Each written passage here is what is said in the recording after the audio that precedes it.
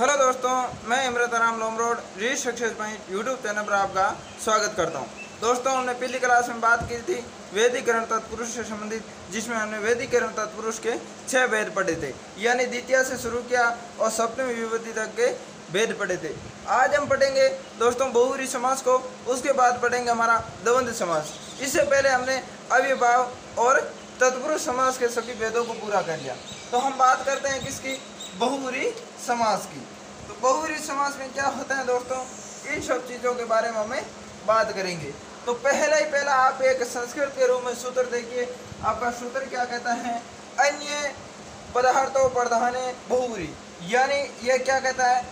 अन्य पद का अर्थ प्रधान होता है। अन्य पदार्थों प्रधानो बहुव्रीहि, जहाँ पर अन्य पद का अर्थ प्रधान होता है वहाँ पर आपका समास कौन सा होगा? बहुव्रीहि समास से होगा। आगे बात करें, जब दो या दो से अधिक शब्द किसी अन्य शब्द की क्या बताए?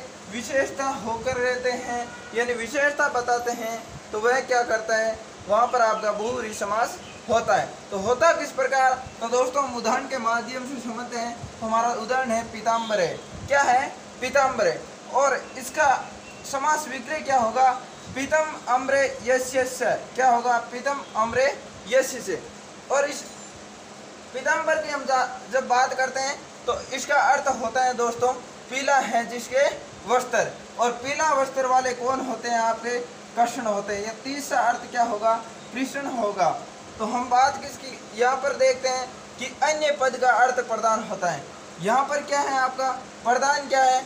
अन्य पद का अर्थ। अन्य पद की बात करें तो आपका कृष्ण का अर्थ प्रदान है, यानी पीताम्बरे का कोई आपका अर्थ नहीं निकल रहा अर्थ किसका? कृष्ण का। यानी बात यहाँ पर किसकी हो रही? कृष्ण की बात हो रही है।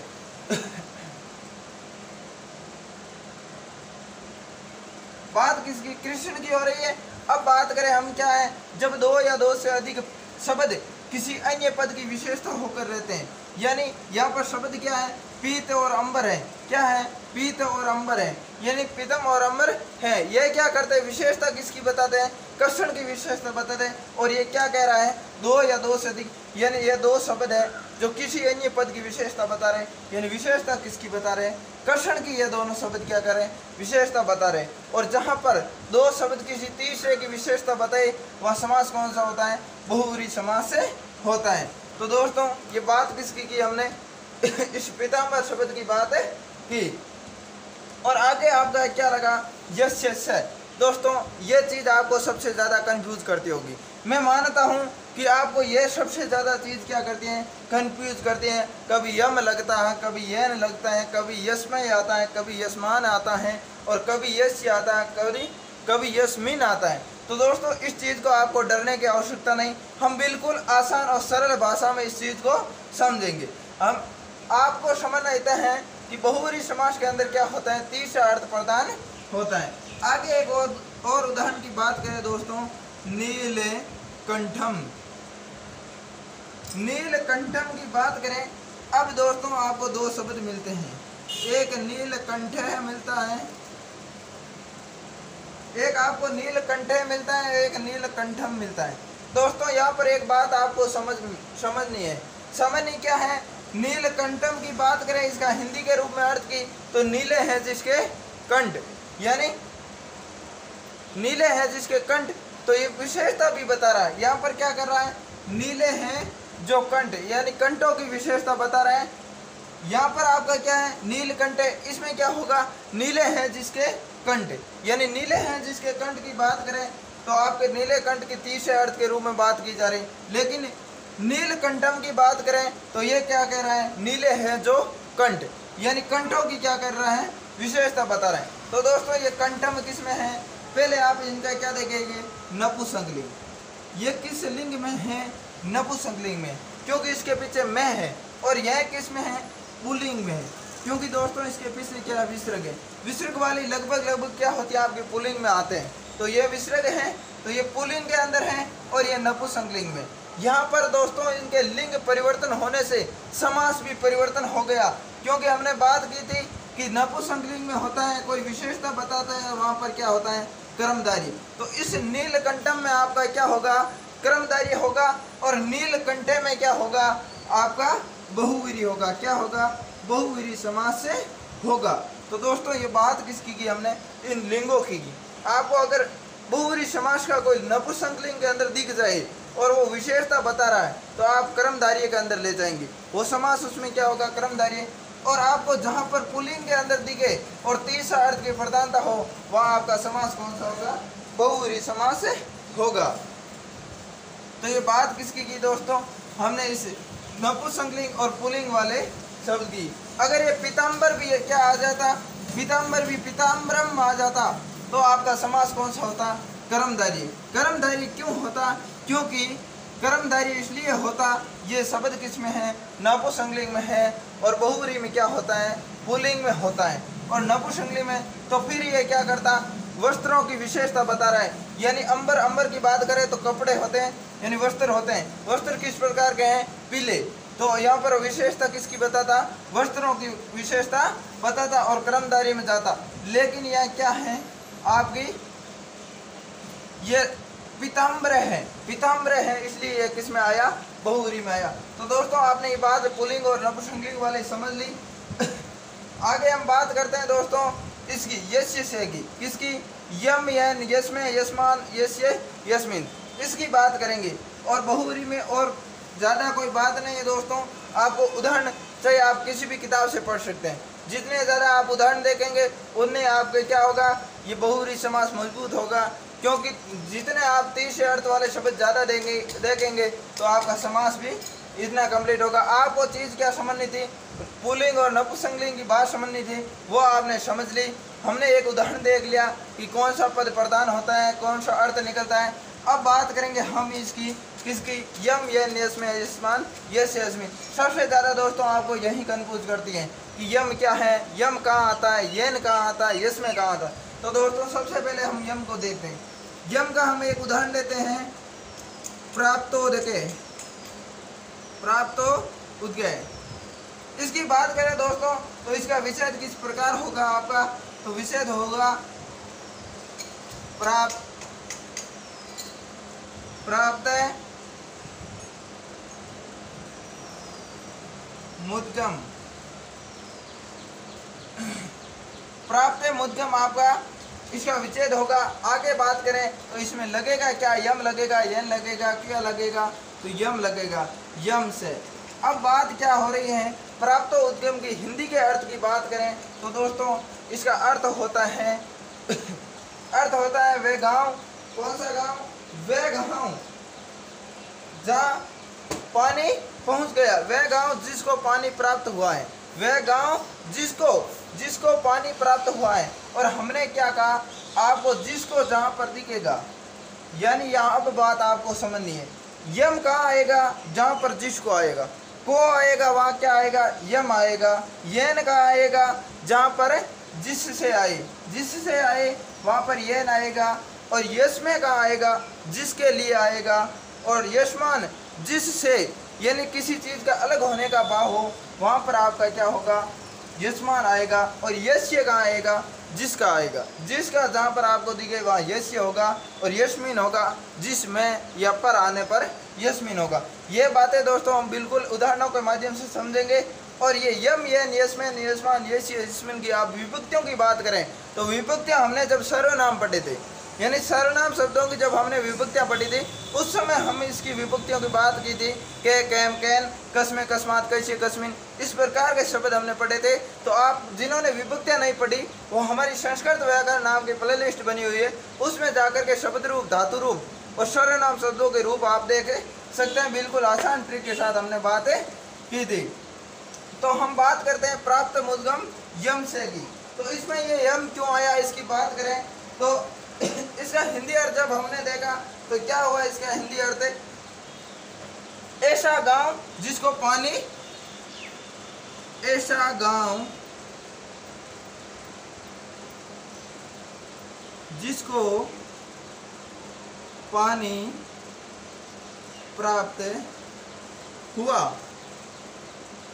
दोस्तों यह प्राप्त का मतलब तो प्राप्त है, उद्गम का मतलब पानी, यानी ऐसा गांव जिसको पानी प्राप्त हुआ है। या तीसरा अर्थ क्या निकल रहा है? ऐसा गांव।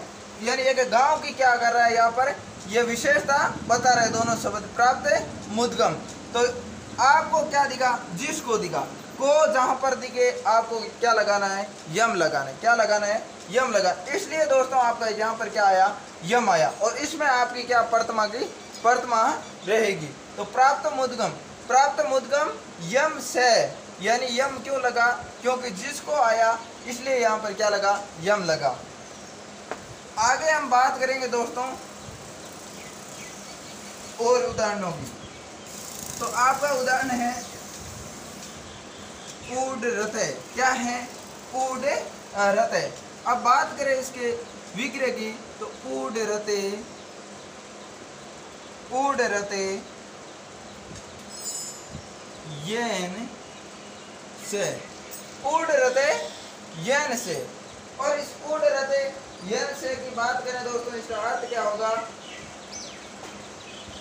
ऐसा बेल जिससे क्या किया जा रहा है, रथ खींचा जा रहा है। ऐसा बेल, ऐसा बेल जिससे रथ खींचा। दोस्तों ये हिंदी की बात हम इसलिए कर रहे हैं, इनका हिंदी में विच्छेद, कि आपको ये जिससे, जिसको और जिसका ये समझ आए। तो ऐसा बेल जिससे रथ खींचा जाए। तो बात किसकी हो रही, तीसरे अर्थ की। तीसरे अर्थ में क्या है, एक बेल की क्या कर रहे हैं, ये दोनों शब्द उड़ रहे हैं, विशेषता बता रहे हैं, यानी विशेषता बता रहे। तो हम क्या करें, उड़ रहे में इसमें आपको क्या दिखाई दे रहा, जिससे। ये यानी क्यों आया, इस जिससे की वजह से आया, क्योंकि अब बात किसका करा रहा है, किसी विषय वस्तु के माध्यम की बात करा रहा है। और जहाँ पर माध्यम होता है हम क्या करते हैं, ये न लगाते हैं, यानी जिससे। आप इसके अंदर क्या एक क्वेश्चन किससे, क्वेश्चन वाचक एक शब्द लगा लीजिए कि किससे, जिससे, यानी ऐसा बेल जिससे। आपको पूछ रहा, प्रश्न पूछ रहा कि किससे रथ खींचा जा रहा है, कि बेल से। तो आपका क्या किया, आपने यह तीसरी विभक्ति लगाई येन, और इसके साथ किसके साथ, उड़ रते के साथ लगाई। तो दोस्तों ये बात किसकी की हमने, इस येन की। आगे हम बात करेंगे दोस्तों किसकी, चौथी विभक्ति की। और चौथी विभक्ति में आपका क्या है, यस्मय है। क्या है, यस्मय। अब यस्मय कब आता है, इसके लिए बात करें तो वह यस्मय आता है अपहत, अपहत पशु। आपको दो शब्द दिए हैं, अपहत पशु। आप इनका विच्छेद किस प्रकार करेंगे, अपहत पशु यस्मय से। आप विच्छेद क्या करेंगे, अपहत पशु यस्मय से, विच्छेद इस प्रकार करेंगे। और जब हम इसके अर्थ की बात करें तो इसका अर्थ होता है अर्थ होता है जिसके लिए पशु लाया, जिसके लिए पशु लाया गया। और लाया गया या पशु की बात करें तो पशु किसके लिए लाया गया, बलि के लिए लाया गया। तो आप कोष्टक में लिख लीजिए बलि के लिए। और तीसरे अर्थ की बात करें तो आप किसका अर्थ निकल रहा है, या तीसरा अर्थ है रुद्र, यानी रुद्र के लिए, बलि के लिए क्या लाया, पशु लाया। तो आपने जब यहाँ पर देखा कि अपहत पशु, अपहत पशु की बात की, अपहत का अर्थ होता है पशु, यानी बलि के लिए। किसके लिए, बलि के लिए। और किसको लाए, पशु को। यानी यहाँ पर आपको क्या दिखा दे रहा है, जिसके लिए। और जिसके लिए जहाँ पर दिखे आप क्या करें, यस्मय लगाएंगे, चौथी विभक्ति लगाएंगे। तो आपने जिसके लिए में क्या लगाया, अपहत पशु यस्मय, यानी आपने क्या लगाया, यस्मय। और यहाँ तीसरे अर्थ की बात करें तो ये बलि के लिए, पशु किसके लिए लेकर के आए, रुद्र के लिए लेकर के आए। इसलिए आपका यहाँ पर क्या हुआ जिसके लिए, यानी के लिए के वजह से क्या आया, आपका यस्मय यहाँ पर आया। तो दोस्तों आगे बात करते हैं हम पंचमी की। किसकी बात करेंगे, पंचमी की बात करेंगे। और पंचमी विभूति में आपका क्या लगता है, यस्मात लगता है। क्या लगता है, यस्मात लगता है। और यस्मात लगता है। अब इसकी उदाहरण की बात करें तो उदाहरण है आपका निर्बलम। उदाहरण है आपका निर्बलम। इस निर्बलय की बात करें दोस्तों तो इस निर्बलय का आप विच्छेद किस प्रकार करेंगे, तो विच्छेद करेंगे निर्गतम बलम, और लगाएंगे क्या, यस्मात से, निर्गतम बलम यस्मात से। अब बात करते हैं इसके अर्थ की। तो इसका अर्थ क्या होगा दोस्तों, इसका अर्थ होगा जिससे बल छीन लिया गया, यानी जिससे बल छीन लिया गया, जिससे बल छीन लिया गया, यानी बल छीनने के बाद क्या हुआ, ये निर्बल हो गया, यानी अब इसके पास क्या नहीं है, बल नहीं है। और किससे छीना गया, तीसरा अर्थ आपका क्या होगा, पुरुष होगा। क्या होगा इसका तीसरा अर्थ, पुरुष से होगा। पुरुष आपका क्या होगा, इसका तीसरा अर्थ होगा। और अब हम बात करते हैं इस यस्मात की कि यस्मात यहाँ पर क्यों आया। तो निर्बले का जब हमने हिंदी में बात की तो जिससे बल छीन लिया गया, यानी यहाँ पर भी जिससे हैं और यहाँ पर भी जिससे हैं।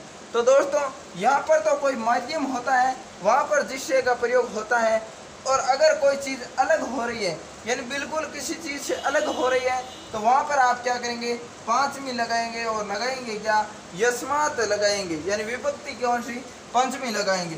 तो यहाँ पर क्या, जिससे बल, अब बल इसे एक बार छीन लेगा, वापस इसके नहीं आएगा, तो इसलिए यह क्या हो गया, ये बलहीन हो गया, यानी बलहीन हो गया। और हीन जहाँ पर हुआ तो यहाँ पर यस्मात हमने लगाया, जिससे, यानी इस जिससे की वजह से क्या हुआ, हमने यस्मात लगाया। तो दोस्तों ये यस्मात की हमने बात की। आगे हम बात करते हैं षष्ठी की, कि हम षष्ठी क्या क्यों लगाते हैं। तो षष्ठी में आप क्या लगाते हैं, यस्य लगाते हैं। क्या लगाते हैं, यस्य। और हम उदाहरण की बात, दोस्तों हम उदाहरण एक एक ही लेंगे, क्योंकि उदाहरण आप जितने चाहे वो किसी भी किताब से आप पढ़ सकते हैं। तो लंबेकरण, इस लंबेकरण की बात करें दोस्तों तो ये क्या कह रहे हैं, इसके विच्छेद करेंगे। तो विच्छेद क्या होगा, लंबो कर्णों, और लगाएंगे क्या, यस्य से। क्या लगाएंगे, यस्य से। अब हमने यह बात किसकी की, लंबो करने की। अब लंबो करने की तो दोस्तों यहाँ पर ये हिंदी के रूप में इसकी बात करें तो क्या होगा, लंबा है जिसके करण, लंबा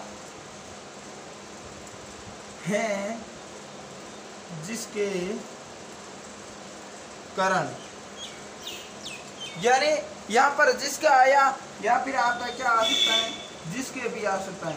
यानी यहाँ पर क्या करता है, संबंध दर्शाने का काम कर रहा है।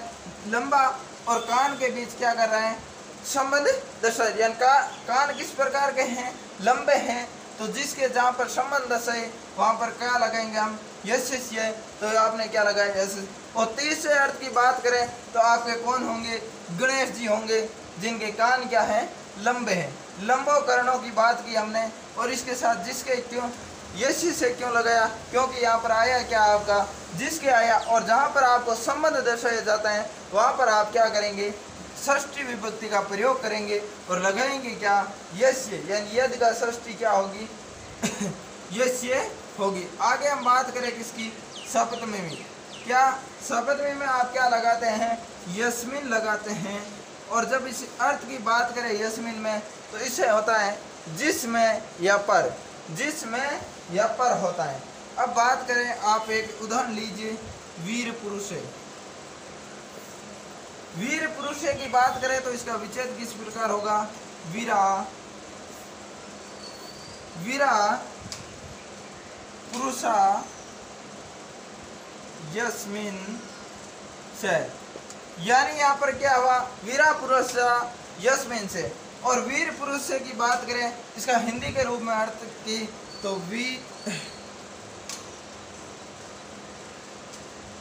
पुरुषों में हैं जो वीर, यानी पुरुषों में हैं जो वीर।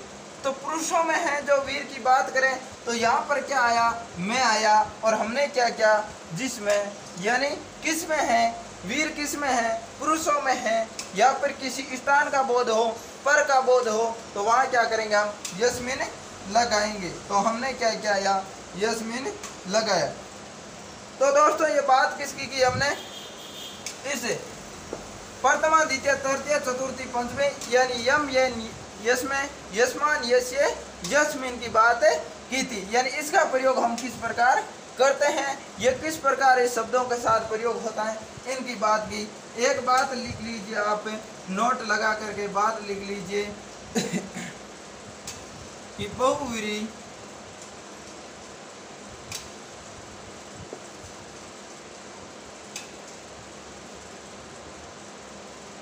बहुव्रीहि समास, बहुव्रीहि समास की अभिव्यक्ति, बहुव्रीहि समास की अभिव्यक्ति यद, यद का अर्थ होता है जो शब्द से होती है। दोस्तों हमने जो यम ये यस्मान यस्य यस्मिन पढ़े थे, ये किस शब्द के रूप हैं, यद शब्द के रूप है। यद एक क्या है, यद का अर्थ होता है जो, और ये यद क्या है, सर्वनाम है। यानी बहुव्रीहि समास की अभिव्यक्ति, बहुव्रीहि समास को दर्शाने का कौन काम करता है, ये यद करता है, और यद के ये सारे के सारे रूप इनको दर्शाने के काम करते हैं। तो दोस्तों ये बात किसकी की हमने, बहुव्रीहि की। अब आपका एक समास और बचा है, उस समास का नाम है आपका द्वंद्व समास है। तो हम बात किसकी करेंगे, द्वंद्व समास की बात करेंगे। द्वंद्व में दोस्तों कोई आपकी लंबी चौड़ी कहानी नहीं है, बिल्कुल सरल और संक्षिप्त में क्या है आपका द्वंद्व समास है।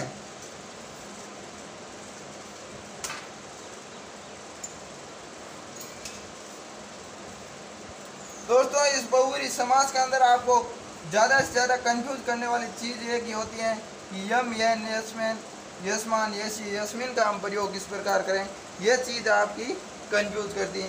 इनको आपको बिल्कुल कंफ्यूज नहीं होना है, आपको सिर्फ और सिर्फ क्या है, थोड़ा अर्थ समझ में आना चाहिए, और अर्थ समझ में आ गया तो फिर ये चीज़ें आपको क्या नहीं करेगी, बिल्कुल कंफ्यूज नहीं करेगी।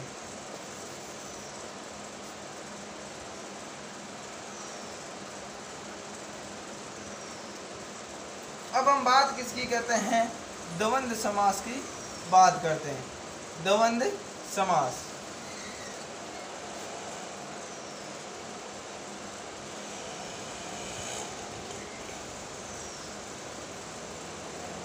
दोस्तों बात किसकी करेंगे, द्वंद्व समास की बात करेंगे। इसमें एक आप बात लिख लीजिए कि उत्तर पद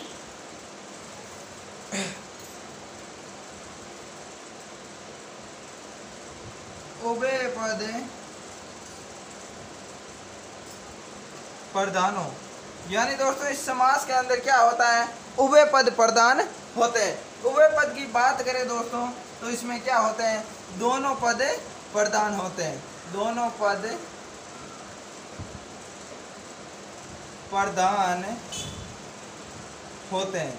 यानी जिस प्रकार बहुव्रीहि में आपने पढ़ा था कि इसमें क्या होता है, तृतीय पद प्रधान होता है यानी अन्य पद प्रधान होता है, उसी प्रकार इसमें क्या है, उभय पद प्रधान है यानी दोनों पद प्रधान होते हैं। और जब दो या दो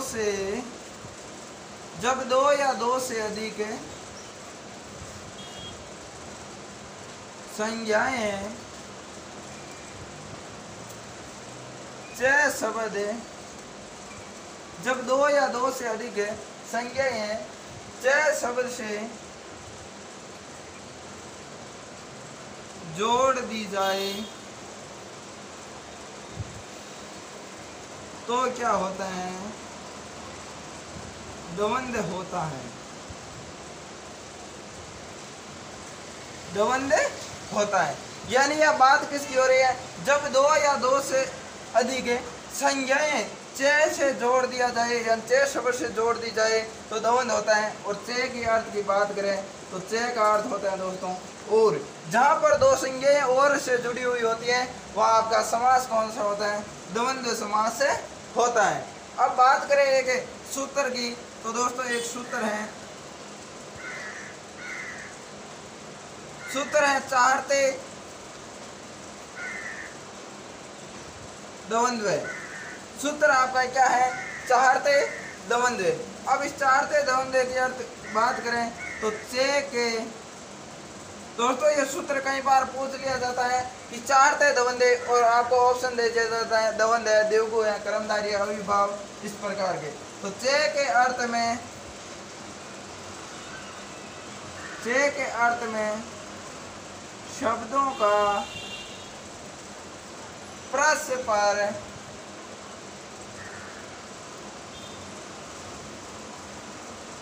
द्वंद्व समास होता है। यानी जहां पर चे का अर्थ, यानी चे के अर्थ में चे की बात करें और के अर्थ में शब्दों का जहां पर क्या होता है शब्दों का परस्पर होता है, यानी परस्पर मिलान होता है, तो वहां पर समास कौन सा होता है? द्वंद्व समास से होता है। अब हम बात करेंगे द्वंद्व समास के भेदों के बारे में। किसके बारे में? द्वंद्व समास के भेदों के बारे में। तो हम बात करते हैं सबसे पहले भेद होते हैं इनके मुख्य कितने होते हैं? 4 होते हैं। यानी चे के 4 अर्थ होते हैं। यानी चे के अर्थ कितने होते हैं? यानी और के अर्थ कितने होते हैं? 4 अर्थ होते हैं। बात करें तो पहला आपका है इतरेतर। क्या है? इतरेतर है। और दूसरा आपका क्या है? समार है। समार की बात करें तो समार का अर्थ होता है समूह है। और 3 नंबर आपका है अन्यायवाची।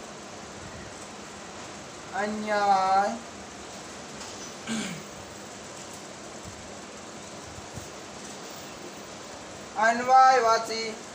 और आपका चौथा है वो है समुच्चय। क्या है? समुच्चय। अब दोस्तों चे का अर्थ कितने रूपों में होता है? 4। इतरेतर, समार, अन्वय और समुच्चय। क्या होता है? अन्वय और समुच्चय होता है। अब हम आगे बात करें तो चे के इस 2 अर्थों में इतरेतर और समार, इन 2 अर्थों में क्या होता है? द्वंद्व होता है। इन 2 के अर्थ में ही क्या होता है? आपका द्वंद्व होता है। इतरेतर और समार के अर्थ में आपका द्वंद्व होता है। अब बात करेंगे हम इतरेतर और द्वंद्व के बारे में। तो हम सबसे पहले क्या लेंगे? इतरेतर द्वंद्व लेंगे। आपका 1 नंबर है इतरेतर द्वंद्व। इतरेतर द्वंद्व की जब बात करें दोस्तों तो इसकी परिभाषा है जब 2 शब्द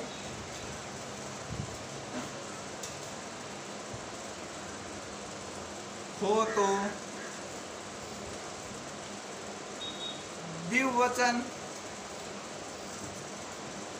में एवं 2 से अधिक हो तो बहुवचन।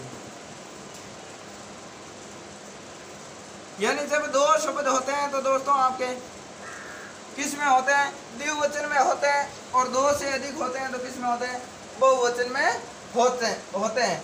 तो अब बात करते हैं हम इसके उदाहरणों की। इतरेतर में आपको लगाना क्या है? इस समास में चे लगाना है। ये बात हमने किसी पहले ही कर ली जब द्वंद्व के बारे में बात की। आप क्या कीजिए? आपका उदाहरण है राम लक्ष्मणों। क्या है? राम लक्ष्मणों आपका उदाहरण है। तो आपका इसका विग्रह क्या होगा? रामश्च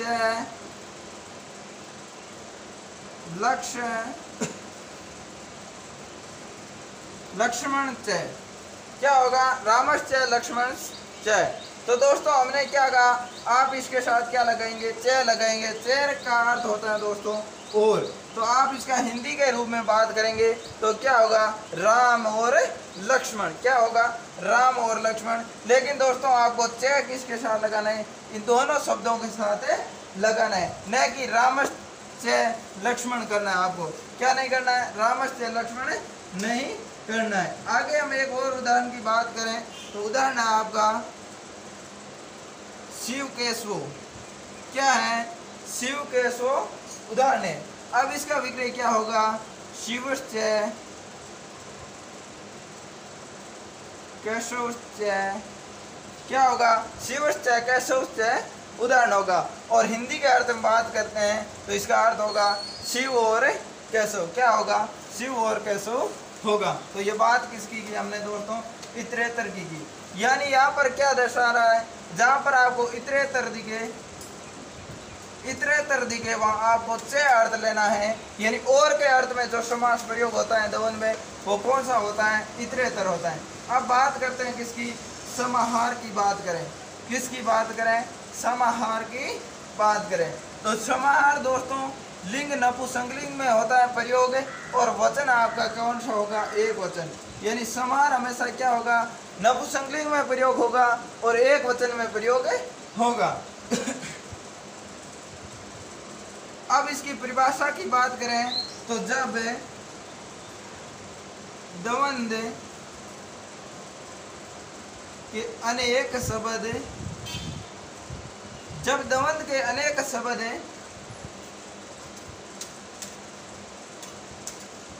एक समूह का बोध करवाते हैं तो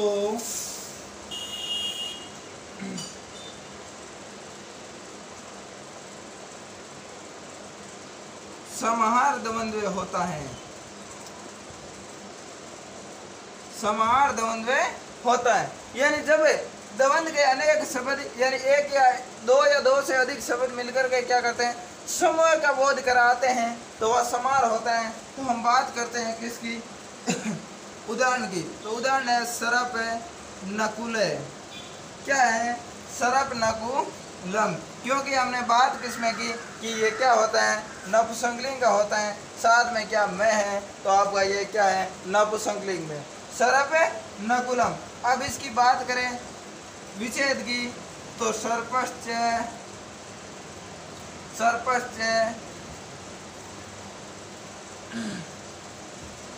इसका विच्छेद क्या होगा, सर्पश्च। हमने क्या कहा था कि आपको क्या लगाना है, च लगाना है, नकुलश्च और अन्यो समारे। क्योंकि हम बात किसकी कर रहे हैं, समूह की कर रहे हैं, और समूह में हम क्या लगाएंगे, समारे शब्द का प्रयोग करेंगे। तो ये हिंदी में बात करें तो इसका हिंदी में अर्थ क्या होगा, सांप और नेवलों का समूह, सांप और नेवलों का समूह। तो आपका क्या होगा, सर्पश्च नकुलश्च अन्यो समारे। यानी आपका किस प्रकार इसका विच्छेद करना है, सर्पश्च नकुलश्च अन्यो समारे। आगे बात करें तो आपका क्या होगा, पाणी पादम। उदाहरण है आपका पाणी पादम। तो दोस्तों इसमें हम विच्छेद किस प्रकार करेंगे, पाणी का अर्थ होता है हाथ, पादम का अर्थ होता है पैर। तो आप क्या करेंगे, पाणी च पादो च, पाणी च पादो च ऐसा समारे। यहाँ पर क्या हो रहा है, आपका समूह का बोध कर रहा है। किसका, समूह का बोध है, पाणी च पादो च समार। तो यहाँ पर किसका बोध हो रहा है, समूह का। किस प्रकार, ये इसका हिंदी में बात करें तो इसमें हिंदी का अर्थ होगा हाथों और पैरों का समूह, हाथ और पैरों का समूह का बोध हो रहा है। तो आप क्या करेंगे, च साथ में लगाएंगे और पाणी च पादो च ऐसा समूह। तो दोस्तों ये बात किसकी की, हमने इस द्वंद्व समास की बात की थी। तो दोस्तों लगभग आपकी 3 से 4 क्लास के अंदर समास कंप्लीट हो गए। अब हम आगे की बात करेंगे, जिसके अंदर सबसे पहले हम क्या करेंगे, छोटे छोटे टॉपिकों को लेंगे। जिस प्रकार आपका वाच्य परिवर्तन है, प्रश्न निर्माण है और छंद है, इनकी बातें करेंगे। उसके बाद हम क्या पढ़ेंगे, प्रत्यय पढ़ेंगे और कारक पढ़ेंगे। तो दोस्तों लगातार हमारे साथ जुड़े रहिए। हमारे reach success point YouTube channel को लाइक करें, सब्सक्राइब करें, ज़्यादा से ज़्यादा शेयर भी करें। तो दोस्तों आपको धन्यवाद।